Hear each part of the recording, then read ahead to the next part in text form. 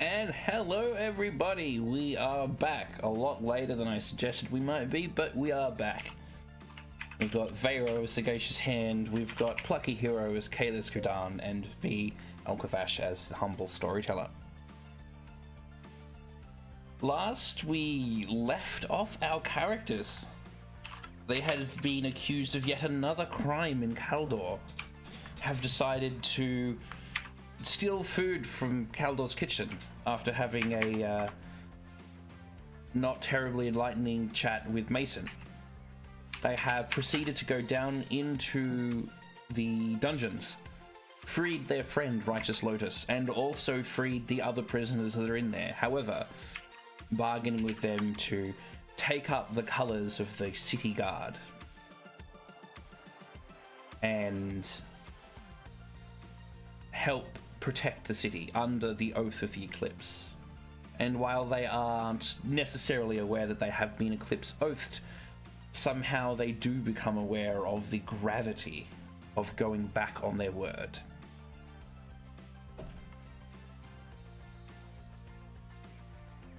To confirm the swearing of this oath, the intent of it is not to bind them into eternal service to Kaldor. Like, they can, like, happily retire and have a family and live a life. It's more of a, and now you're free, you're not going to immediately rape and pillage and go back to your old ways. It's to, this is a reformation act. Yes, as an Eclipse, you do have the power to decide the spirit of the oath, even if not the word. I mean, the word, but also the spirit. It's the spirit of the oath that is bound, not the word, necessarily. There's probably, like, a god in heaven that has to, like, adjudicate these kind of things. It'd be, like, a really interesting placement if you're a junior god looking to, like, you know, get some experience working in the... Sorry, I got really distracted by that. Some news is like, oh, another Eclipse oath. Oh, I've missed these. Sure, so. Oh, what is it? Oh, that oh. That's an interesting one. One? Really? Making your spouse agree to do the washing up on Tuesdays? Has it come to this? Like, I imagine loads of random. Oh dear. So, you're in the dungeons. Righteous Lotus has agreed to come with you, despite her original protestations. Yeah, I was going to say reluctantly. So I imagine, like, Hand, are you letting them out, or are you going to make me do it? Like, letting them out of the bindings. Well, it is just a like, it is just a case of picking a lock. Yeah, right? yeah. Like opening the door. So it's like, yeah, just open the door. They've got the colours on. Having explained the situation to, like, as we've been talking with them and inspiring them to that one mistake does not define their life. The same thing that was the entire speech of previously, like upstairs regarding, you know, the Lady Pandea murdering her son. Phoebus doing something criminal to his sister. Like, we're trying to work on an idea of one act does not define you, and forgiveness is possible. And you know, moving forward with one's life and not being bound by the past. So, having had this discussion, talking about what it is that their particular skill sets are that have landed them in this situation, to bind them together into a awesome force and say, this is the situation at present, which is the information regarding this person is apparently being poisoned. The information that we have is that he actually poisoned himself. The guards are claiming that we pushed our way in, which it's like, I freely admit we kind of did, because none of us actually tried to poison him. We're trying to find out the truth of the situation. So here is your mission, because in this way it is helping Kaldor. The mission is to gather proof, like gather evidence regarding the poisoning of this diplomat. Now, it's in Caldor's interest, because if the diplomat got poisoned on Caldor, now I technically got blamed for it, but it still happened in Caldor, which might mean there's recompense. Like, you know, it's a bad for Caldor, so that's why this is something you need to investigate. Secondly, the diplomat from Krivia, where did she come from? Did she have any enemies? Who was last seen with her? Because we are being accused of her murder. Bits of her scalp were found in Jonathan's room. We're pretty sure that the thing from the tooth, that it is responsible for killing her. Except us having that is just more evidence. But it's like telling them, like, basically, here is all the evidence that we have. Can you find out any more that isn't just, and we were in the room? It's who is she? Who was with her last? Why, like, because technically these mists should have put everyone, like, they would have been dead, so therefore the monster didn't attack them. It was only after living blood, so why did it take her? Right? They look at you quizzically when you start talking about monsters and people being dead at night. Yeah, like, I mean, like, I know that makes sense to us because we know what's been happening. These people have been locked up for a long time. They may not even know who Jonathan is. He's the prince, by the way. Charles has only been here a week, haven't you, Charles? Charles knows. Oh, that's right, it is. I've only been here 1 week. Okay, so can I ask a question? This may seem like very stupid. Do you guys know that you're being put to sleep every night? The mists. Wait. Well, it only makes sense to go to sleep at night, right? Yeah, but, like, isn't it odd that nobody wakes up in there, like, during the night? Like, you never wake up to need to pee at all. Well, that's what the morning's for, right? Ain't it? Wow. Anyway, yes, also, there's a monster that stalks these holes, made out of meat and blood, comes out at night, possibly during the day, we do not know. Yes. And you want us to... Oh, I suppose we promised. Well, I mean, I don't think it's going to attack during the day, so you'll probably be okay, huh? But obviously... you're saying we'll die at night? Well, technically, until we stop the mist from coming, you will technically die, but it will keep you safe. It's sorcery stuff. Sleep is wake, monster is running around, and you're innocent. Well, we've been framed, yes, and it's probably in Caldor's best interest to find the actual culprit of the murder of the ambassador. Because, I mean, obviously... Well, if it's not us, then more deaths will occur. Presumably, unless they just wanted to kill that person, but I mean, I don't know the person, so I cannot say why they would want them dead or not. So that's your job. Yes, right, but well, seems like rightly none of that makes sense to us, or me, at least, but I'm speaking for the group, so I say us. And I think we'll toddle off and look into that for you then, eh? That would be really appreciated if you could. Heaven's speed be with you. Oh, well, thank you very much, I guess. Off we go, boys. And they toddle off.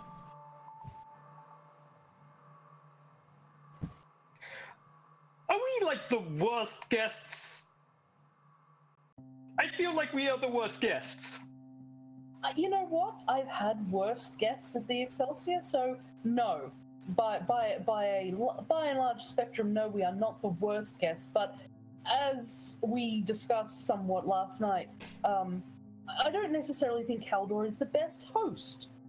Like, I mean, it does kill you every night. So yeah, you do die every night, which is kind of like pretty bad on the scale of things. I suggest we get our ambassador to the safety of your elephant, and perhaps, I don't know about you, Hans, but they didn't seem to have much food there. I feel kind of bad about. Perhaps we could take some food from our exuberant Excelsior and give back, and perhaps let in the people that have been at the circus all night. They might want to go home. Like, it's been a long night for everybody, I imagine.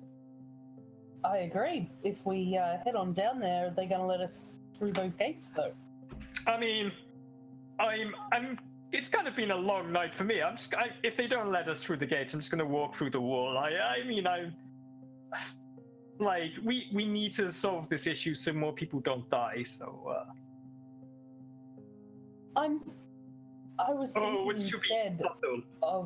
was thinking instead of having Righteous Lotus stay at the shrine with Tarala, so she can inform Tarala when she wakes up as to what's happening.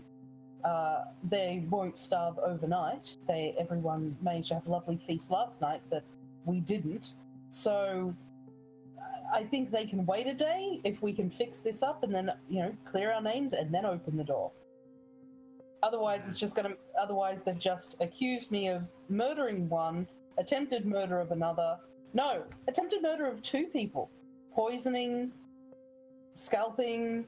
So, yeah. Well, one of them was successful from what we hear. Like, I mean, that just means I'm bad at murder. That's worse on my rep. No, you're bad at poisoning, good at scalping. Yeah. Allegedly.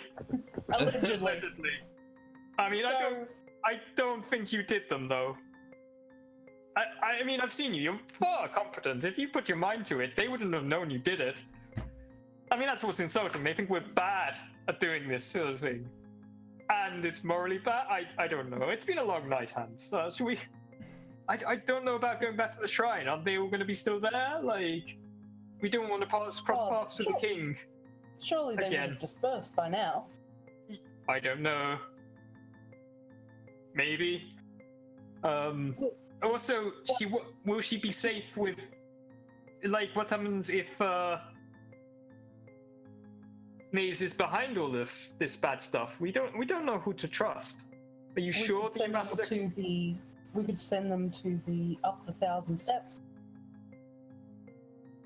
Have them stay in the crypt. That way, when the doorways part, they can get information across sooner.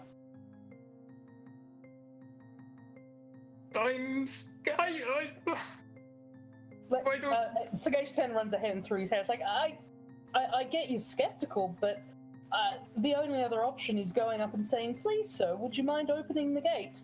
Which they probably will, but then we're just bringing food in and the situation hasn't necessarily been resolved. If they get sent out, some of the guards going to be sent out with them. But, I mean, the Shadowland is gone now, right? That's what we were told.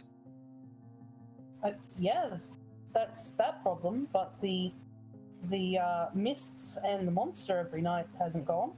Yeah, they come in, but during the day, they may wish to, like, change clothes, like, go to their houses, do their jobs. I mean, I do what this tribe does. I'm not the one locking the gate, and... That is true. That's my only complaint on this, is that, again, accused murderer walking down there saying, "Can you open the gate, please?" might not go so well. Have they accused me of murder? Oh yes, they probably have by association.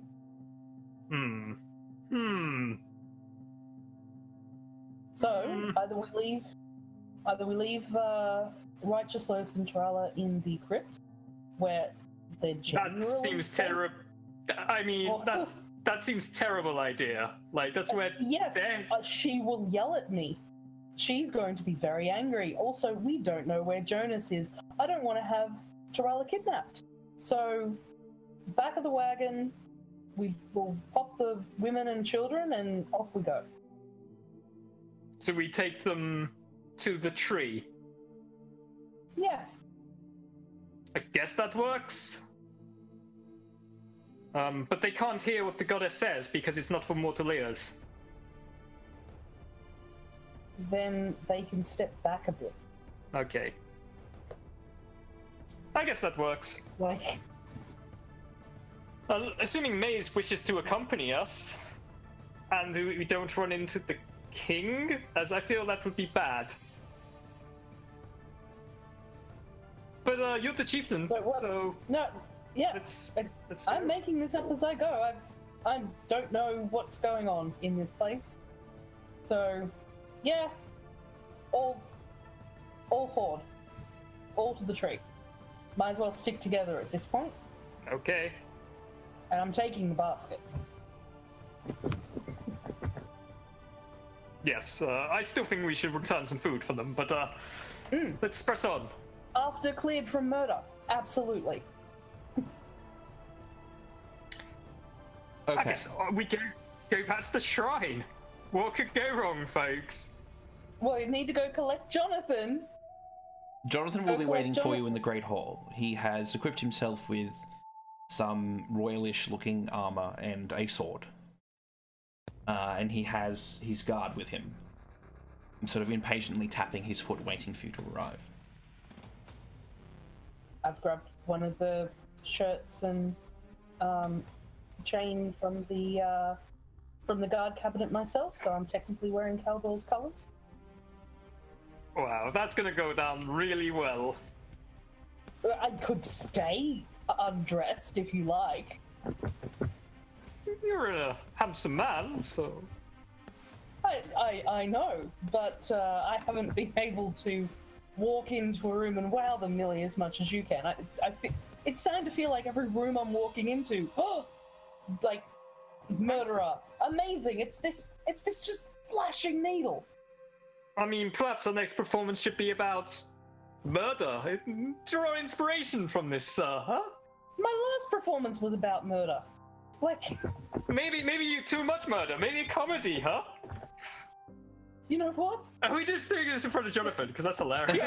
And like, as they walk in, it's like, you know what? A love story. Like looking at Righteous Lotus. Next one's a love story. How does she react to that?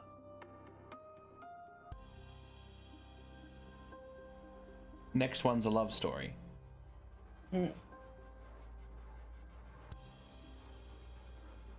How would she react to that?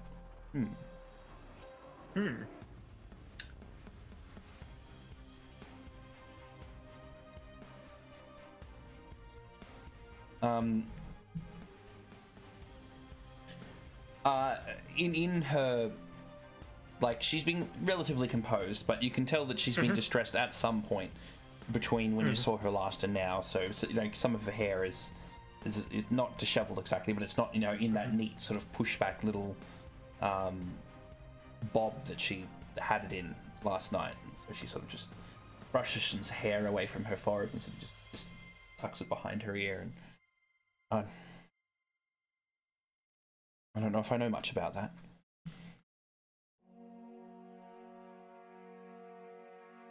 No, give it time, and I'm sure a whole new world will open up.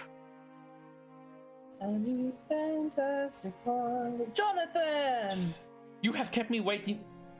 What the devil is she doing up here? Oh, he's suddenly gained an accent. Yeah. An evil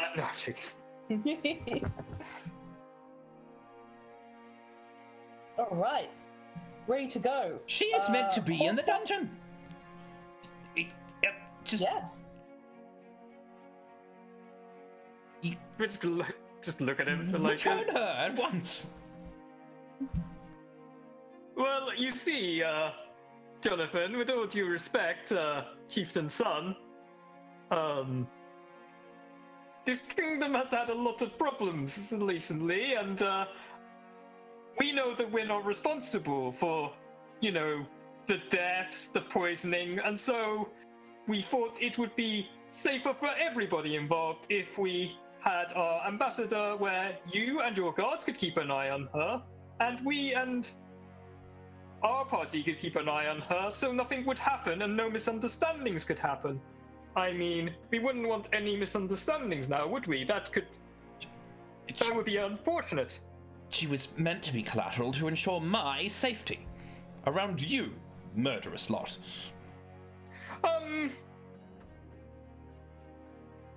I I don't know how to say this. Like, I don't want to kill you. Like, I'm still deciding. I mean, I think he might be a little bit upset with you, but I mean, apart from blackmailing Miss Sarah, which was a little bit horrible, I think you're probably an okay person. Sort of. Hand, you swear you see a glint of steel near his neck.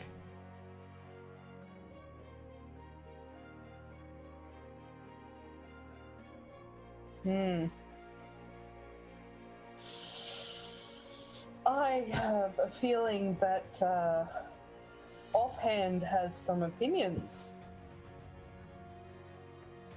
Who's Offhand?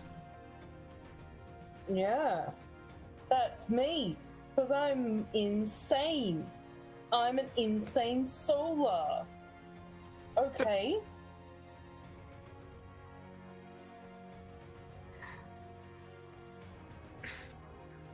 Okay.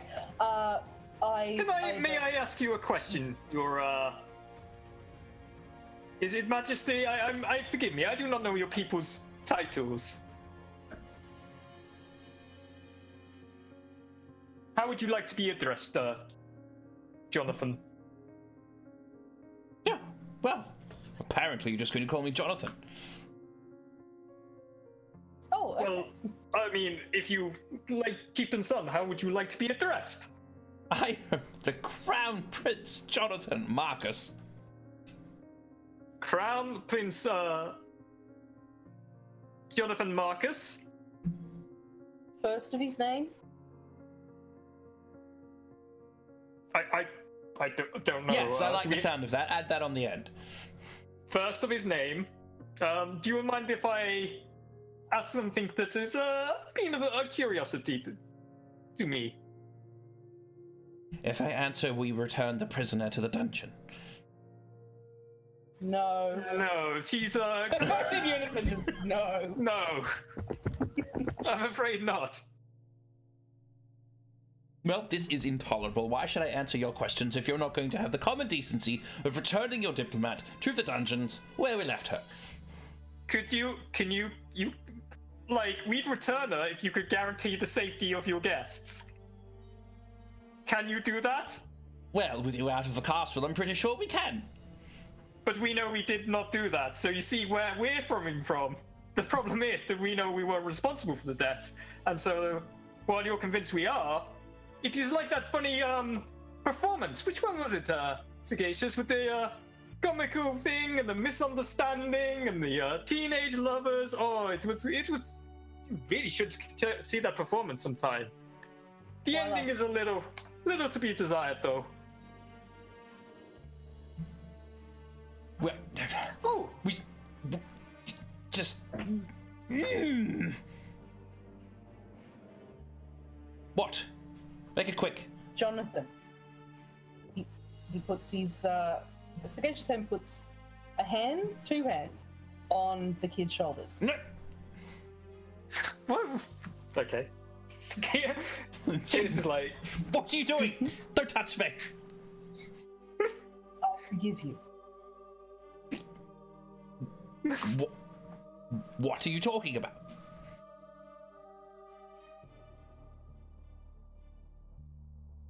What are you talking about? I'm sorry. I'm sorry. What? You're mad. You're mad, aren't you? For your grandmother. I'm sorry. Flawless pickpocketing. Ooh. classic. And what are you pickpocketing? I'm going to down his body. It's like I'm sorry, and as I explain with full sincerity that I am sorry for upsetting him regarding his grandmother. That my intent had not been to rile him up. He seemed to think that was my intent.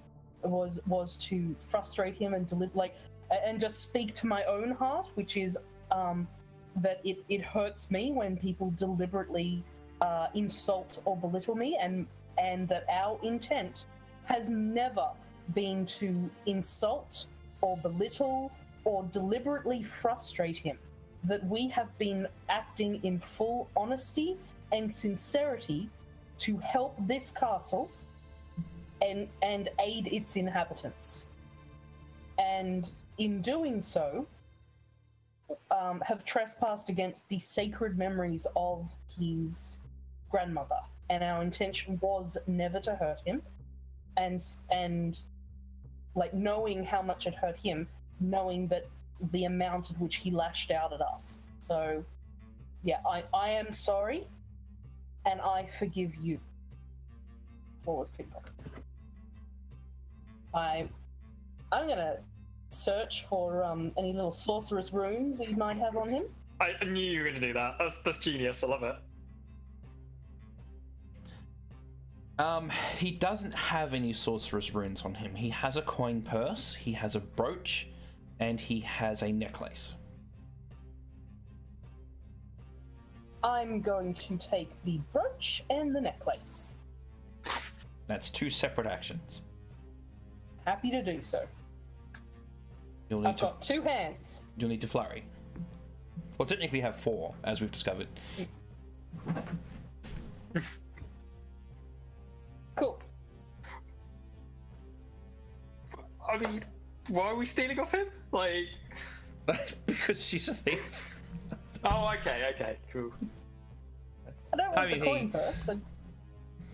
Just want to steal any, like, you know. I don't know what's sorceress and what's not, so. Oh, okay, yeah.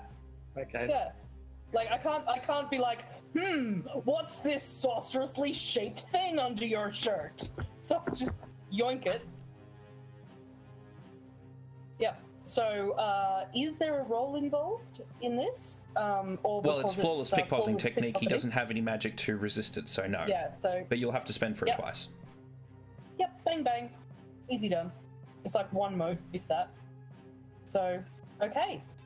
You now have the brooch and the necklace. I'm going to pocket them to look at later when I'm not under scrutiny, so I can actually look at them. Or Tarala or even the diplomat and say, hey, do you know what these are? So, yeah, just take them for now.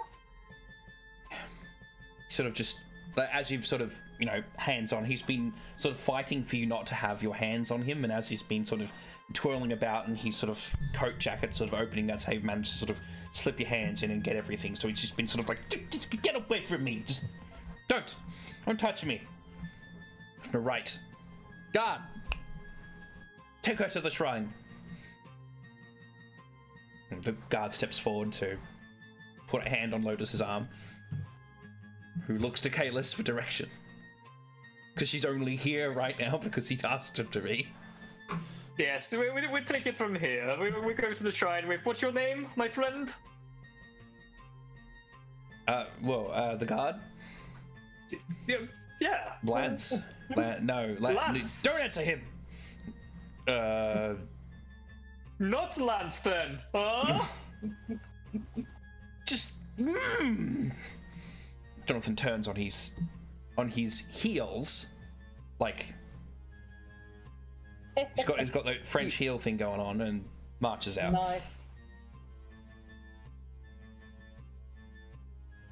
Are we riding, wagoning, or walking? Was that decided? He is just sort of strolling on down to the shrine right now. Yeah, we're going to the shrine to collect Maze and Talia. Yeah, let's go. Tarala, yep. Okay. All right, all heading down to the shrine. The people on the street sort of...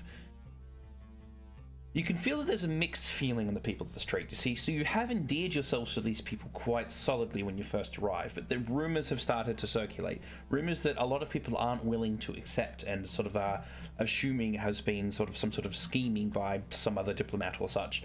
Others who are, frightfully loyal to the crown, think that, the king can do no wrong, essentially, and sort of like, oh, how dare you have won our favor and then turned against us, you traitors, sort of.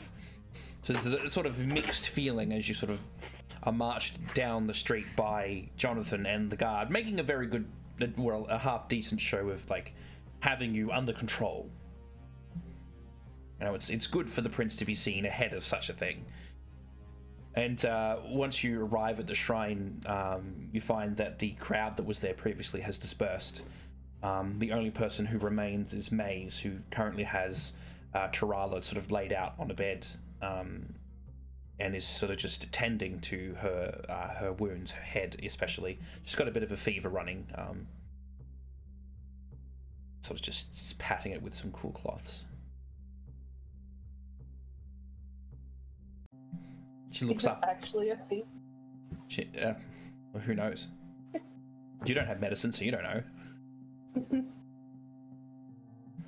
At your entrance, she looks up,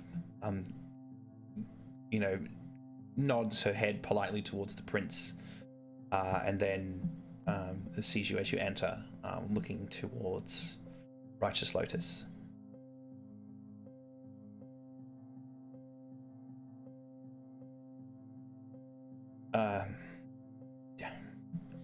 Dare I ask what's going on? Han, do you wish to take this question? As you are aware, we have been directed by the goddess of this land to traverse to the young prince's estate, or the Tidea estate. We are concerned for our friend's health and safety, and feel that although the goddess has asked for it to be that what is to be discussed is not for mortal ears, like it just sounds questioning of that, you are her honoured representative and also able to heal our friend. So we would like to request for both of you to come with us. I have received instructions from His Majesty to remain here with your friend. And while you flatter me, calling me her honoured servant, Ormika appeared before you and named you as her confidants, not me. I am a humble person. I am not jealous. But I'm afraid I cannot follow where you go. Whatever you are.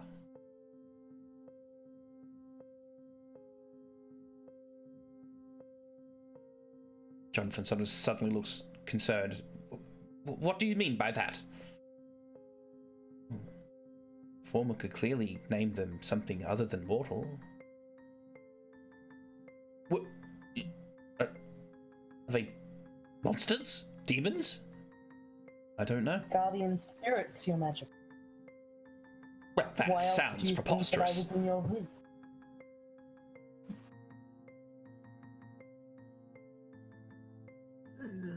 Oh, wait a minute. Could I ask you, Jonathan, are you, a believer in Formica? Sorry, Crown Prince Jonathan Marcus, first of his name. Are you a strong believer in Formica? I have taken the lessons.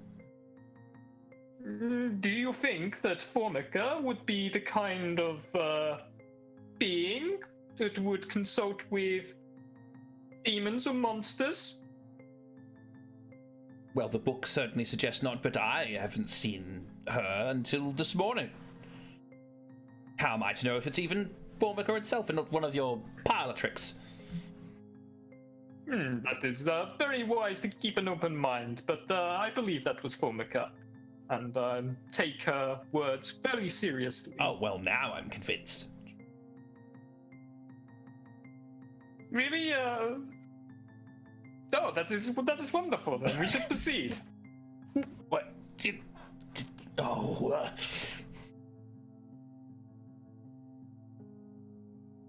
May sort of just to confirm.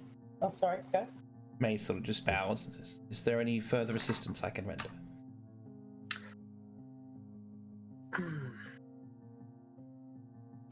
What is it that she's done regarding healing? She's just taking care of her. Okay. Was she instructed to stay at the shrine, but Twyla can go? I think she's collateral. Like, that's my... Well, Maze isn't going to, like, try and forcibly stop you from removing Tyrala, but she will tell you that she has been instructed to remain here with Tyrala by the king. And there's no threat in that, just like, I have been instructed by the king to keep her here. And I don't think they would spill blood in, like... Oh, sorry. No, that's right. I know you are, as am I, protective over Lady... Wait, Jade Phoenix. Yes, that is it, Jade Phoenix. And so... I do not think they would spill her blood in the shrine or under the care of Maze. I think this is merely just for them to feel like they have some measure of safety, and we don't mean no harm to those that don't mean us harm, so I think she is better in Maze's care. But as chieftain, of course, you have the final say in what you wish us to do. Sagacious hand, like, kneels down, like, one knee beside Tyrala, like, stroking the hair back from her head to look at the wound on her head. It's like, it's the exact same discussion we just had regarding Righteous Lotus. I can't leave her. Different types of love, but just as strong.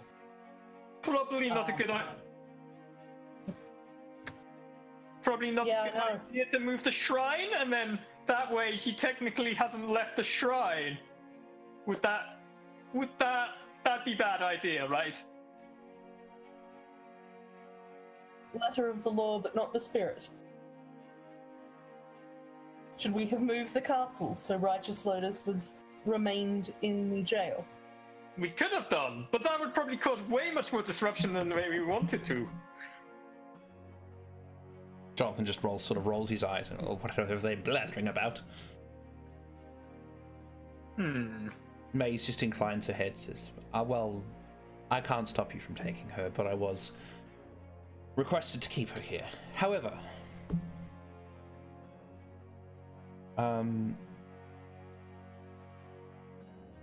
the Lord Jonas Orc left something here for you. A book he said he wanted me to pass on to you if you came by. So sort of just gets up and moves over to one of the cupboards and opens it up. And pulls out the book of the Black Circle. Jonathan does a terrible job of trying to disguise the fact that he is surprised that it is here. And she brings it to you and sort of just hands it over. This is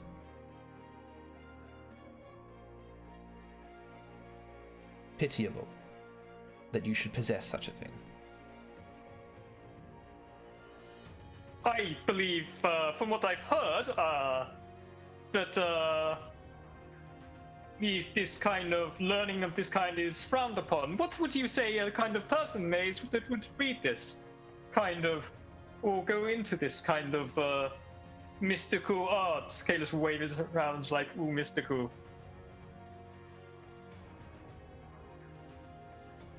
He's not against any particular teaching, but only a fool would seek knowledge unguided. Is the what name did they give that rune inside of that thing you were talking about? I'm afraid I don't know. No. I mean, I can't read these houses of words, so I'm afraid I can't be much help, but I'm a little bit concerned that the person that uses this book has maybe lost their way. Perhaps they have. Just looks more directly to Sagacious Hand. Sagacious Hand puts his hand out and takes the book. Did he say anything else? the fact that he has been here and hasn't touched Tarala, yeah. Did he say anything about our friend? No. He said simply that you would probably want this back after he heard what had happened. Is there any letters in there? I believe Miss Sarah wrote some letters and placed them in the book. I flick through. Yes, there are 2 letters in there, written by Sarah, and I don't know what the contents of those letters are. No, but we should probably hand this one to the Crown Prince Jonathan Marcus first of his name. Outside. Thank you, mate. And I am going to, if Kalis is unwilling, I am going to try with all of my 2 strength. I am taking Tarala with me. So you can tell, like, No, you're gonna hurt yourself. Give me a strength plus athletics roll, minus your wound penalty. Oh. Do we have the dice roller working? Yes, it's currently working. Dice roll should be there. Kalis is not like. Kalis looks amazed in a very apologetic way and says, "Sagacious hand is my chieftain. Though I do not." Sorry. She's not heavy. Oh, I think She's your the bro. bed. Oh gosh, of course, yeah.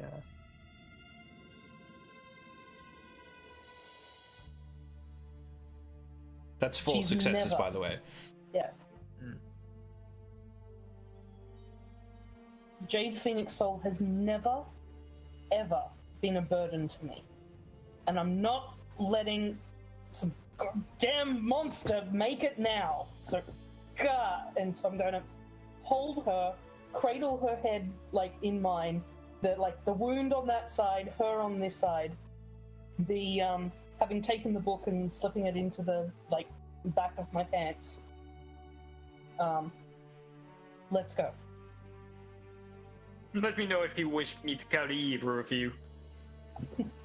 I hope you don't get in too much trouble for this maze.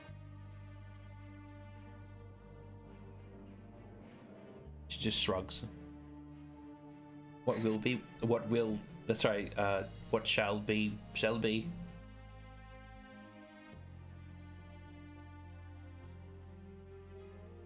And with that, I guess we finally head off to the estate. What could go wrong, folks? Okay, so Yeah. heading down towards the. So yes. Oh, sorry. Before we leave, the kind of day that I've had, before leaving, Sagacious Hand is going to kick over a pot plant and go, there was a struggle. Good day. Oh.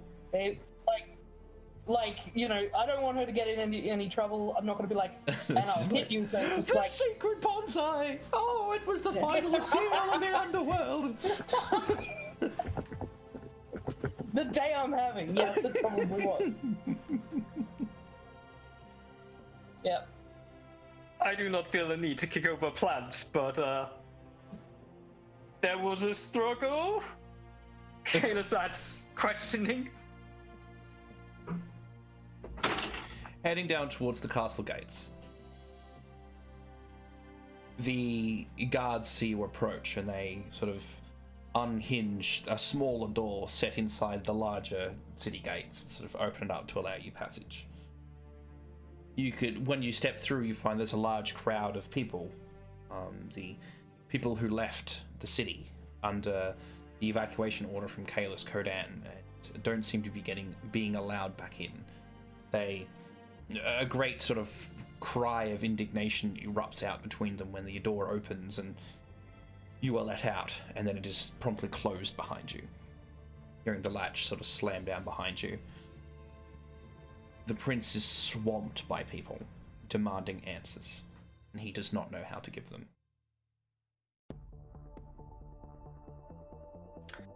Kalis puts his hand spread out wide and says, back off from Crown Prince Jonathan Marcus, first of his name. Please give the prince some space, huh? I'm trying to use my presence to persuade them to... It's alright, because of the goodwill you've already engendered in them, they sort of back off a bit. Oh, it's Kalis. You hear some of them murmur as they sort of back off a little bit. The prince is a little shaken by the ordeal. Now, of course, the Crown Prince Jonathan Marcus, first of his name, is far too humble to declare to you that he is on a pilgrimage to a place of prominence, to Formica. But that is what we are. We are on a vital task. And he looks to but if looks to Jonathan, if successful, we hope that these trying times may be over in this land and a new fertility can arise. I understand that things have been difficult and the ghost may have been unsettling last night, but hopefully you are safe, your family are safe, and you have been fed and warmed by the entertainment at the ebullient Excelsior. We will know more when we return. I hope you will bless our undertaking in this journey and wish us luck in our travels. Another murmur passes through the crowd as they slowly start to back off. Well, you know, they have been quite hospitable. He's looking after us quite well. There seems to be an agreement in the crowd as they back off a little bit, creating a passageway for you to move through. Kalis will take this opportunity to do a performance to rekindle pride in Caldor and play the Caldor national anthem as we proceed, making sure that Jonathan is prominent. And I would like to, as we're walking, to stand beside Jonathan, and look, because he seems quite flustered, and start feeding him what to say, and be like, speak from the heart, talk of your family, talk of the honored ancestors. Where are we going? You don't have to give a lot of detail, but earnest. Why are you out here? And if he continues to look flustered, it's like, speak of your grandmother. Give that light that's inside of you, thinking of her, let them have it as well. Interesting. I'm trying to teach him how to use his presence properly, in a way that is earnest and not just, I am the king, unacceptable! Because he's feeling like lemon grab at the moment. So I'm going to try and teach him how to be a better person.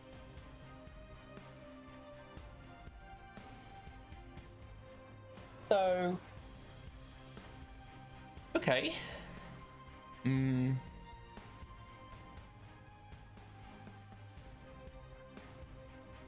The crowd shifts.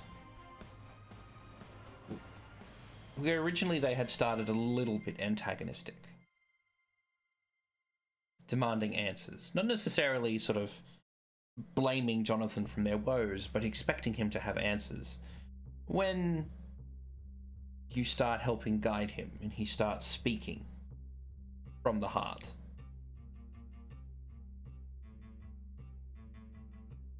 it slowly becomes apparent to Sagacious Hand that when he has the confidence as supplied by you, and he has the right frame of mind as helped by Kalis's thrilling, uplifting performance, he is actually a rather good public speaker. Able to reassure his people in a authoritative but friendly demeanor. He radiates not sort of tyrannical rule, but that compassion for his people that you know is there in him, that radiates through, and they can feel it by his words. And when he promises them that by the end of the week, Kaldor's future will be assured, they accept that, and they praise him as the hero he appears to be.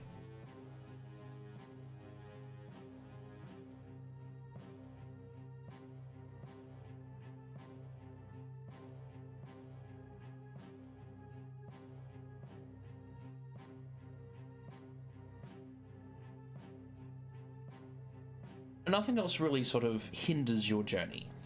You're able to get to the end of Excelsior. You're able to find some horses hitched up and ready for you. They were prepared to leave to go to the estate last night, but now they are here waiting for you.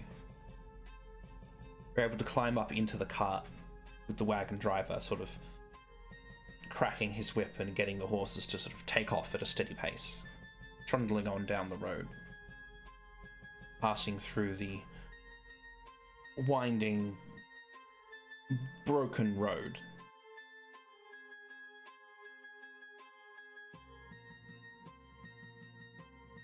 Again, you find yourself passing a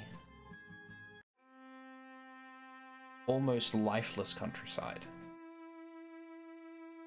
It's not that it's grown any worse than when you first entered Kaldor, but the sudden and stark contrast of having spent so much time in the castle to now being out here in the farmlands, where even the carrion birds look mottled and dying.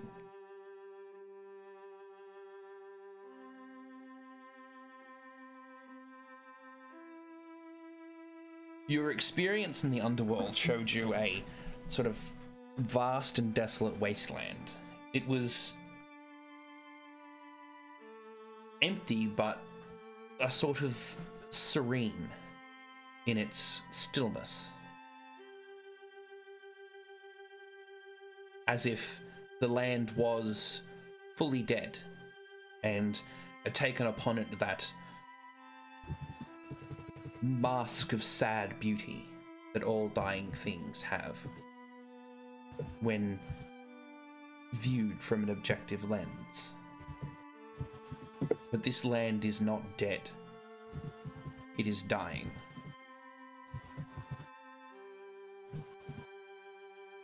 And after those experiences, the harsh, thrashing death throes of the land are oh so more ugly to your eyes than they were when you first arrived.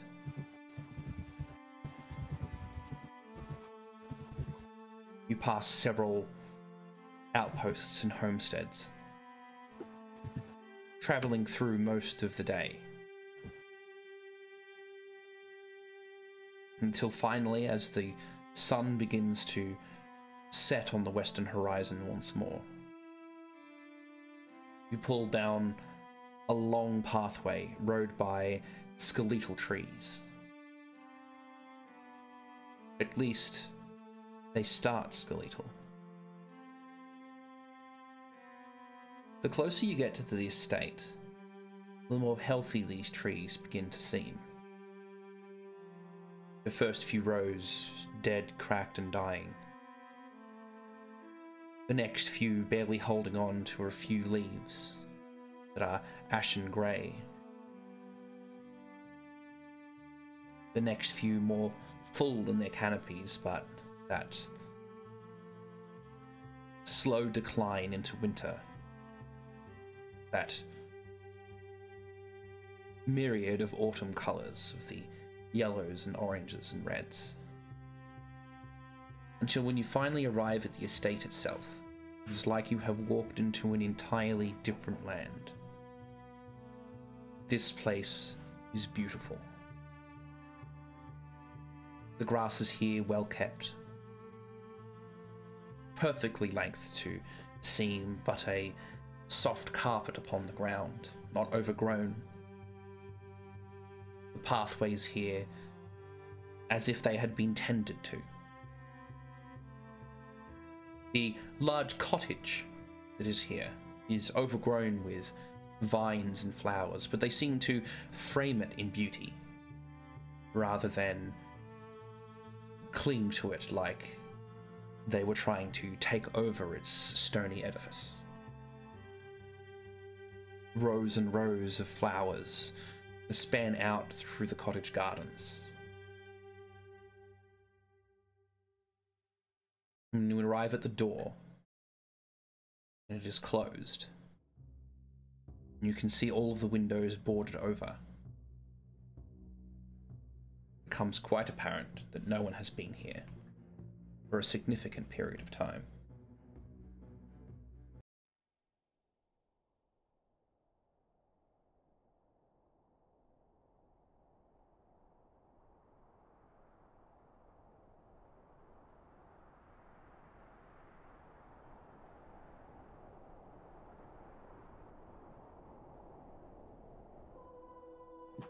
That was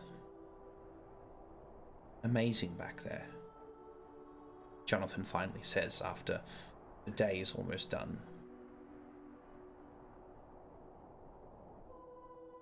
How do you do that every day?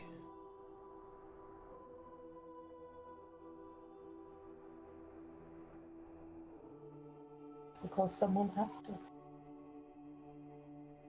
Did you see the fear on their faces when they first came out? They didn't know what was going on. They didn't know what to believe, what to feel. And in the absence of confidence is when fear and doubt sneak in. And my experience is that people who are afraid become angry. They lash out at things that they don't understand, and that's why I started the Ebullient Exalted.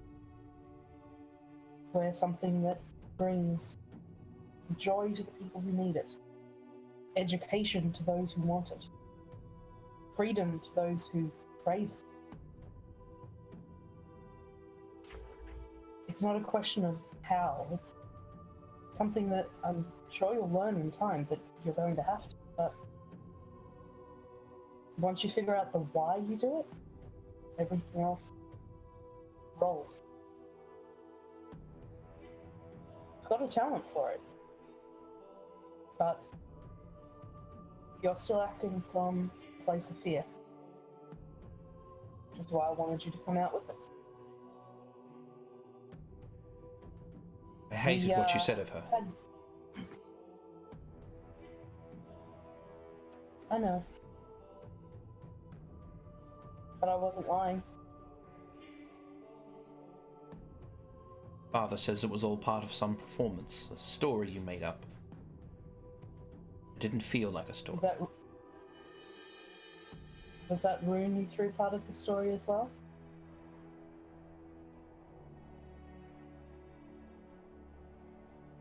Truth be told, I was angry. I wasn't even sure if it would work. Did?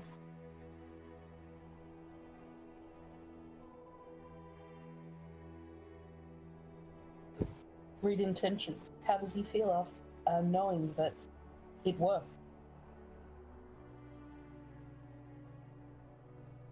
I'm going to like drag a hand down across the makeup and show the wound underneath. It did.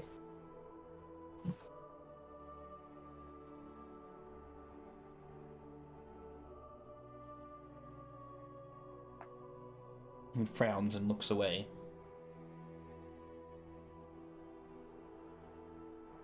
I suppose you want me to be convinced you aren't responsible for anything that happened in the castle, then?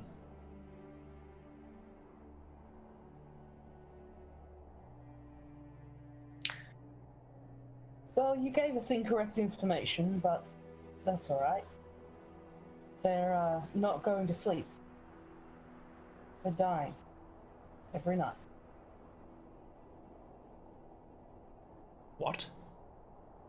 Those mists are separating people's body from their spirit. So when when the monster attacks in search of blood, doesn't find anyone. That's why I came flying through to try and get rid of those bindings that we put on the painting. They were there for protection. How could you possibly protect something by killing it? That is insane. And Yeah. if they were to die, then how would they wake the next morning? At this point, he's going to pull out the book. It's like, you tell me. I know you've made one of them from here. What else have you tried to cast?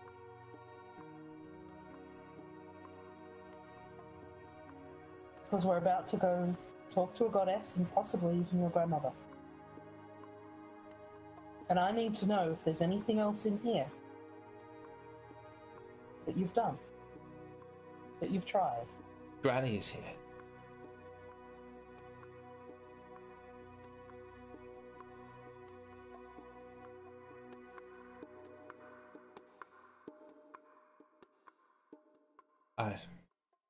I've tried everything, and nothing has worked.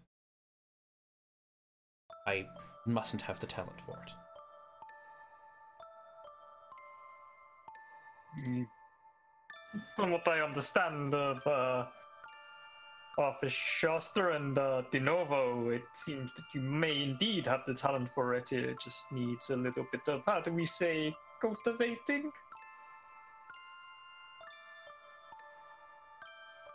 Your friends must be wrong, because nothing has worked, as I said. Have you ever had a meal that hasn't tasted quite right?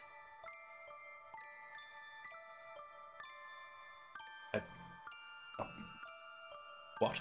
Well, I suppose. You see, sometimes if people don't put in the right ingredients or don't take the proper care, you still have a meal. It's just not quite right, so it doesn't work for you. It doesn't taste the same as if somebody else prepares it.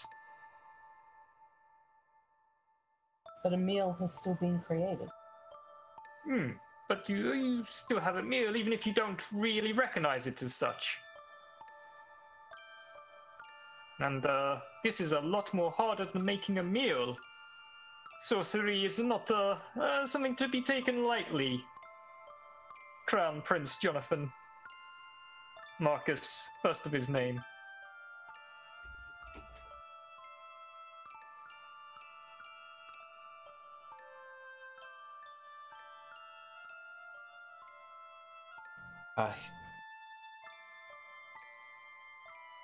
I've mostly been calling for help. Guidance from Granny. She's never answered my calls.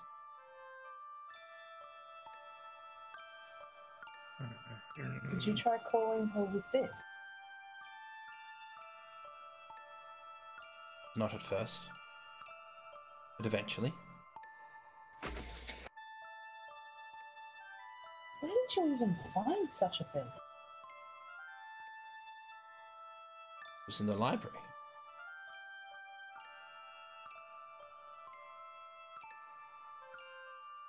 Wait, what? Why am I answering your questions? No, you...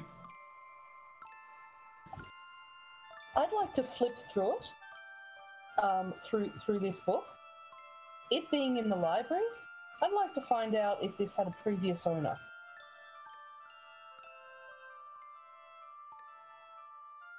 Like, you know, Severus Snape or Phoebus. Dias. Other than Jonathan's notes and the author's notes, there is no indication that anyone else has ever owned it, other than the fact that it's an old book. I mean, it could have changed many different types of hands. but no one but Jonathan has left their mark in it. He tried to puzzle out what it was he was trying to do. What that was, you have no idea. What were you asking your grandmother for help from? Or Well, you saw them back there, afraid, as you said. She helped me speak to people. She helped show me the way to be better at things. I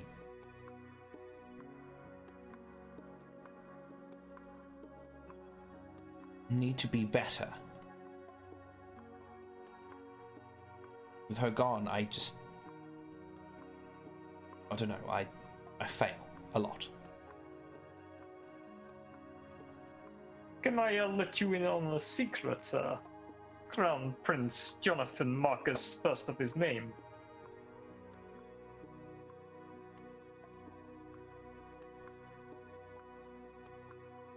What? He leans in, conspiratorial. That, sometimes you have to go out of places you feel comfortable and see the wider world without the protection of your village to really grow. If you've never tested yourself without that support, how can you know where you need to grow? How do you know what you are good at? How do you know what you enjoy? Do you not have this ritual, a ceremony of growing up in your kingdom, your tribe? Saw the Dance of Lilies. That's pretty much it around these parts.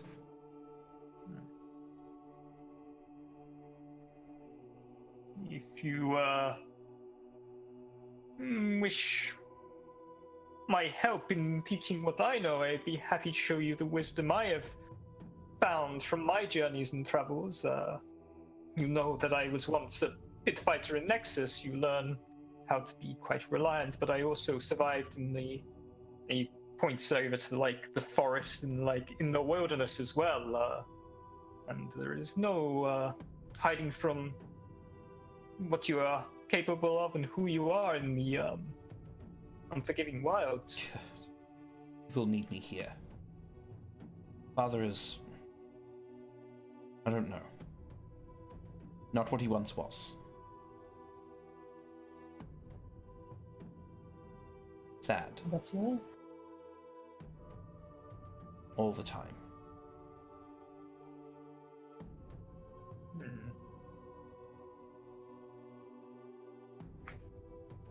That is sorrow for your mother.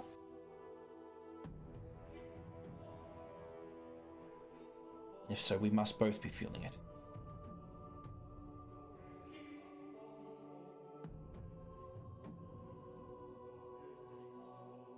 I see a lot of potential in you, Crown Prince Jonathan Marcus, first of his name.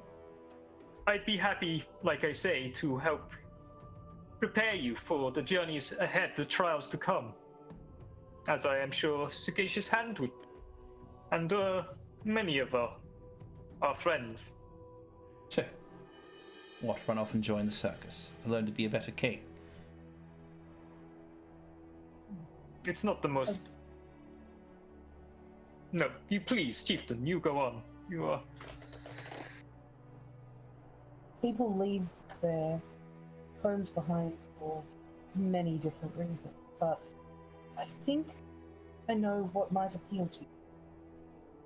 This sorcery and the mystic arts, is your interest purely because of your desire to see your grandmother, or something stronger?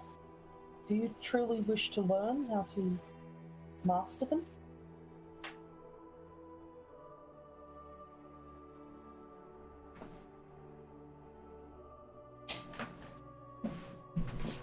Well, I'm not as strong as my father.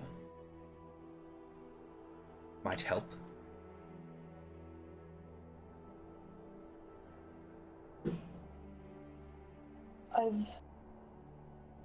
I've been traveling my entire life. I've collected more stories than I know what to do with, and several of them have a resounding theme regarding, and Shakespeare again, regarding sorcery, regarding the accumulation of this knowledge. And it always involves a pilgrimage. It always involves making a journey. It always involves setting aside one's pride. It always involves understanding tutelage from another. It involves sacrifice. If this is what you want, then, well, Sagacious Fan shrugs at this point. I don't know if I'm going to get out of the situation that we're in. My hope is that they'll realize that it wasn't any of us who hurt them. But if it doesn't, then it falls to chaos. I would like to persuade either you or your father. Come with us. Make your journey. Find your tutor. Set aside your pride. Make the sacrifice. This is purely academic.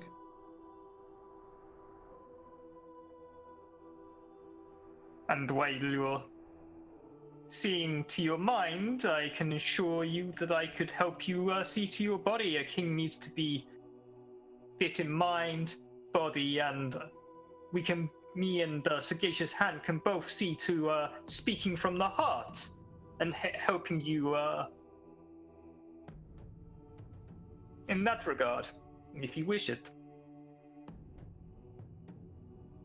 I mean, let's be honest. If you're looking for examples of fine bodies, I am not too bad an example, huh? You can do far worse than me instructing you in matters of that. He seems to be considering. You can hear the creak of bark as some of the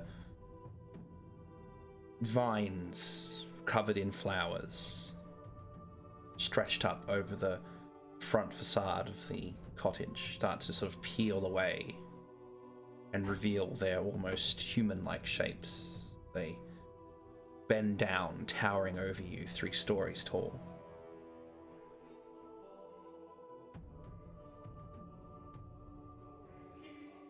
The hand and the mountain. The lady waits for you in the gardens behind. The boy must remain here.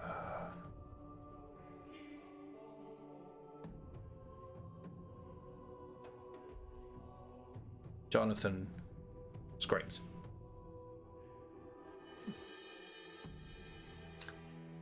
Do not be afraid, Jonathan. It is okay. These are clearly beings that are aiding Formica, and I am sure you'll be safe in this ground. Looks up to one of them. Our friends that remain behind be under your protection and remain safe? He asks. We are the guardians of the grove. Shall ensure no harm falls them.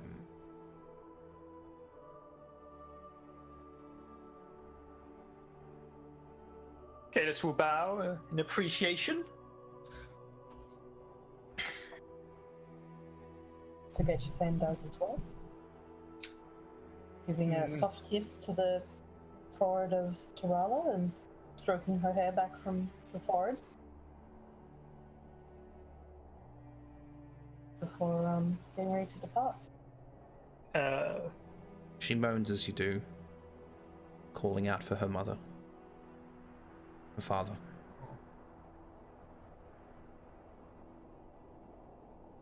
Kalis turns to Lotus. Try not to miss me too much while I'm gone. He smiles. And starts to walk off.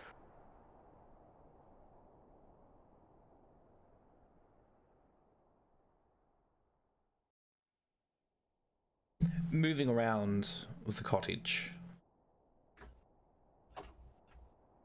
you find that behind it is an even grander garden of winding pathways, large trees casting this beautiful green canopy, a chorus of birds alight through the branches, singing your approach. This place is beautiful.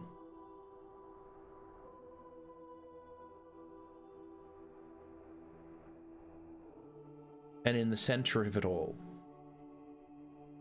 at the central path, a great sort of stonework wall, maybe a half-foot high, borders a large dirt planter, from which sprouts an enormous oak tree. And sitting there in its branches is Formica, as you recall her from in front of the shrine.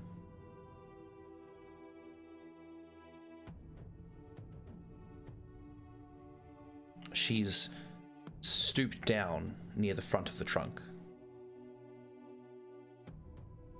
softly cooing to something nestled within its roots. The scythe of her hand has folded back, and sort of long fingers have sort of protruded from the top as she gently strokes the small thing within the roots. As you approach, she says, "Shh. We don't want to wake him."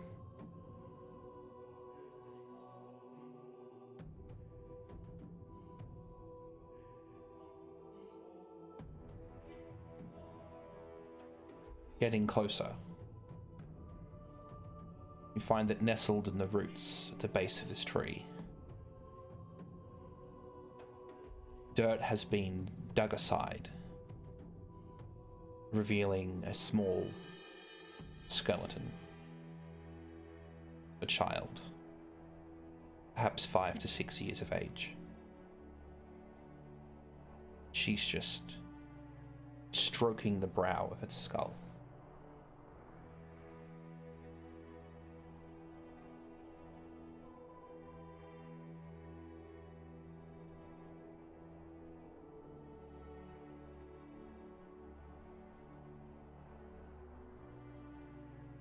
Yeah. Do we get the impression, like, if we talk at all, we're gonna wake it? No, she's just like, don't come in tromping around and yelling. Okay. Just like, shh, it's sleeping. Yeah. Treating it like a baby. Mm-hmm.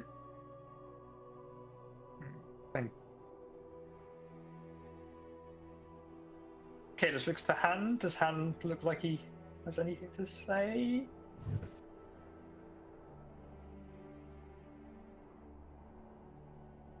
Is this the resting place of Phoebus Tydeus? Yes. An unfortunate soul.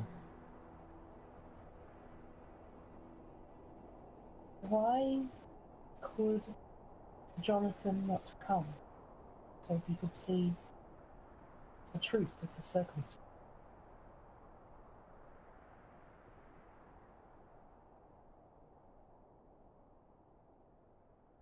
Because I made a promise. Hmm.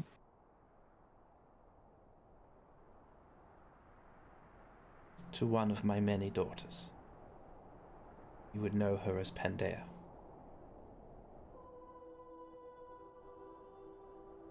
and she brought him to me. She begged me to care for him, to look after him. And how could I not? It's one of mine. So small. So fragile.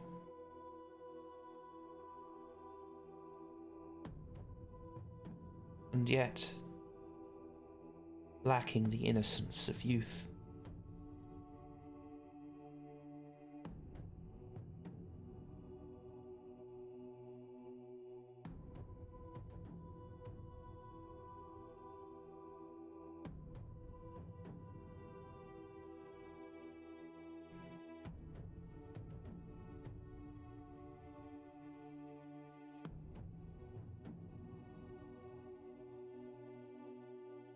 Why have you come?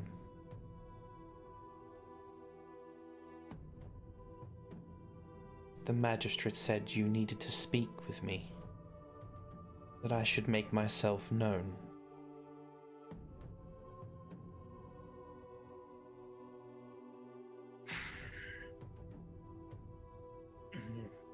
Did he say anything else? Magistrate. Is he here? No. He has other... She looks down at the little skeleton. More pressing matters.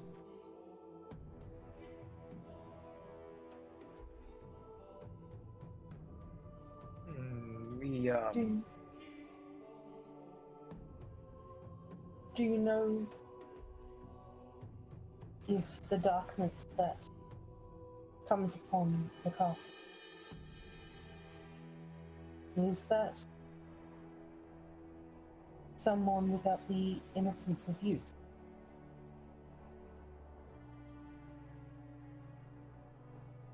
Yes, it is complicated. A thing that should have never been. A thing that is, and yet not complete.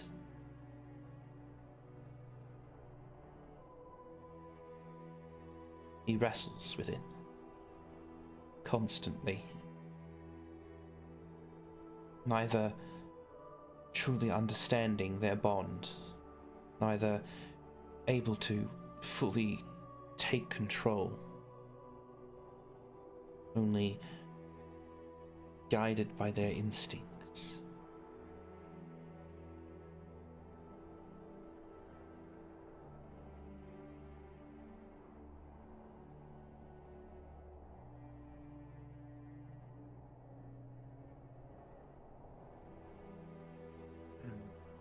Its instincts seem to be to kill.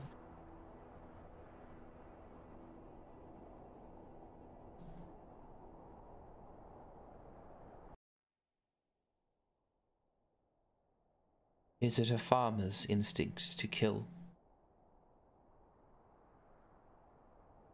When he reaps the wheat, grinds it down to bake his bread. When he steals the lifeblood of the bovine, taking what should rightfully be its child's. When he slaughters the pig to cook its flesh. No, these are not instincts, not truly.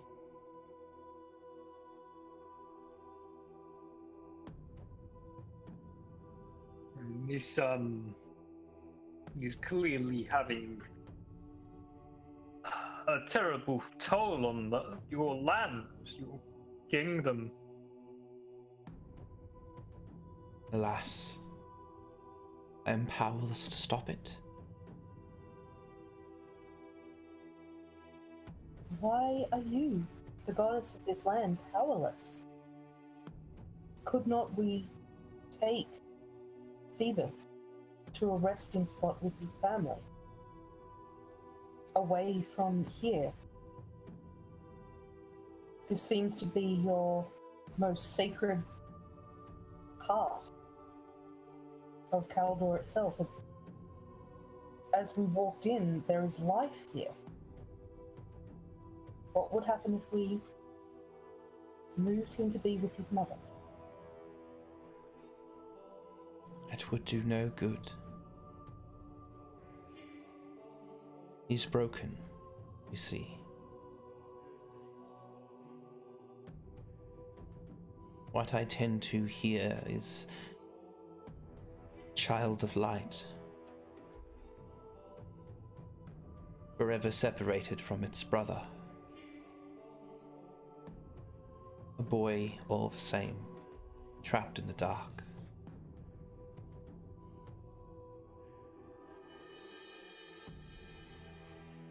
We need to be reunited, but I have not the power to do so. I feel like I might have the power to do so, though. My heart calls to me.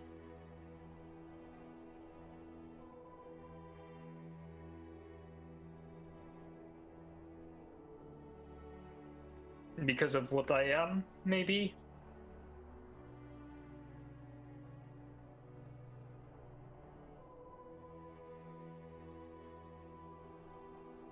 You would take my charge from me. My boy.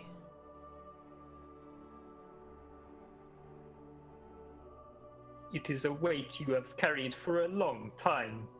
Perhaps I should shoulder some of that responsibility so you can, and he looks around, take care of this land and help its life emerge again after a long winter.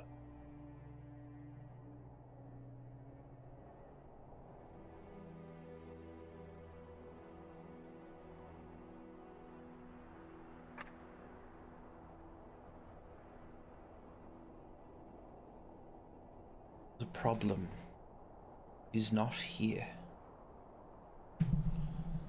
It is not in this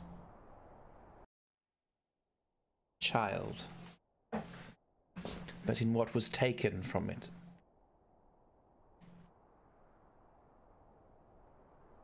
A force I have never seen, nor do I recognize.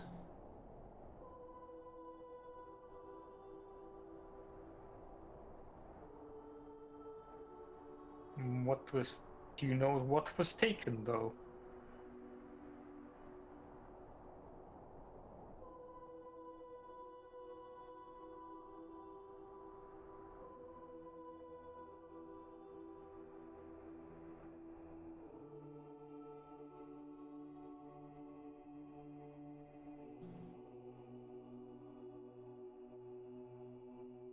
You beings are strange to us, not whole, constantly warring with yourselves, intent and instinct, thought and desire.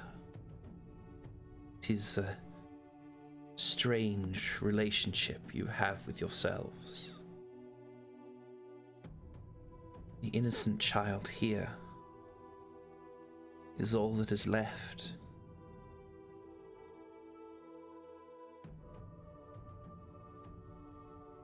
That part of him, changed and corrupted by life and experience, that is what was taken.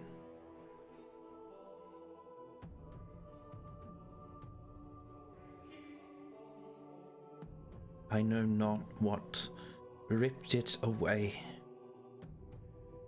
but it now festers in the breast of the king.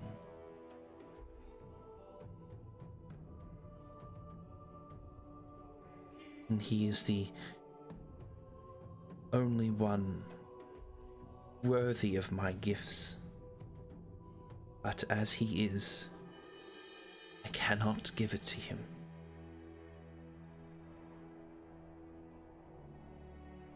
If I could take some of this light and gift it back to the king, do you think that would help reunite the child of light and dark together?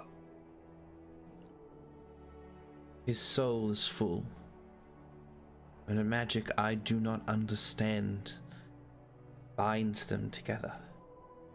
It needs to be broken.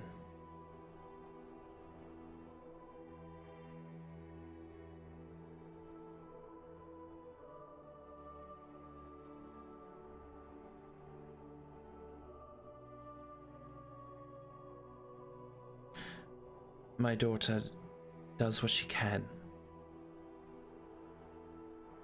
but it is not enough, and this kingdom will fall to ruin. All memory of my family gone.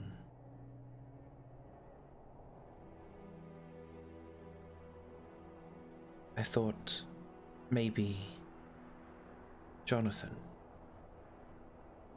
but he is too deeply wounded. He has lost too much and is not ready. Free Marcus of this binding.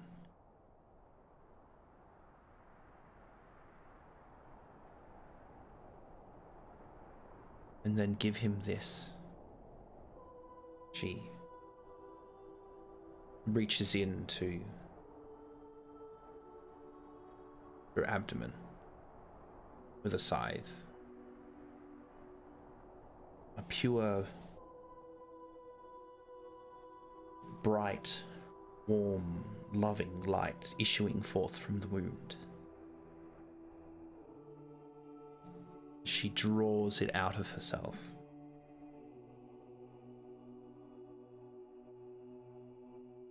It dances like a ball of flame upon the tip of her scythe.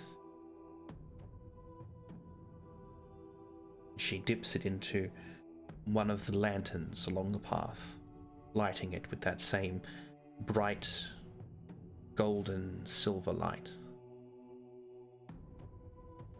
And the flame slowly flickers away from her scythe. She turns back to the little skeleton, caressing its forehead one last time. Save my family. Free Alexander. And give him what's left of me.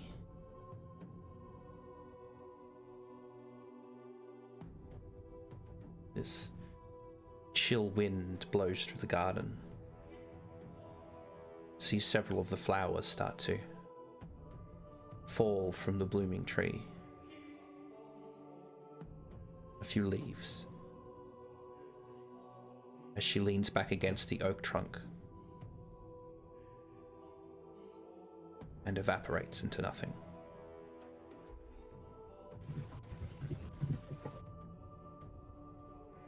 End session.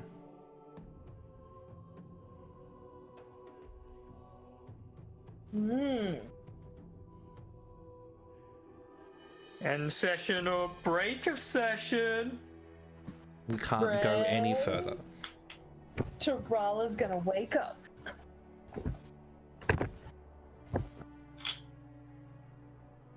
Thank you very much for playing. Thank you anyone who is watching, and thank you to our YouTube viewers as well. This has been a interesting little journey, going from hating Jonathan to reassuring Jonathan to suggesting that Jonathan run off and join the circus to meeting with Formica, and then this. And yes, Faye, you were right. Yeah. I have two suspicions, which is that we've just been given an exigence, Yeah. and secondly, that Jonathan has attempted to call his grandmother, but he's called his last, like his closest blood relative, and so his mother hasn't turned up, and his closest blood relative would then be his uncle, not his grandmother. So I think he's called him. The group gains 2 experience. Yay! Thank you very much for watching. We'll sign off for now. Good night, everyone.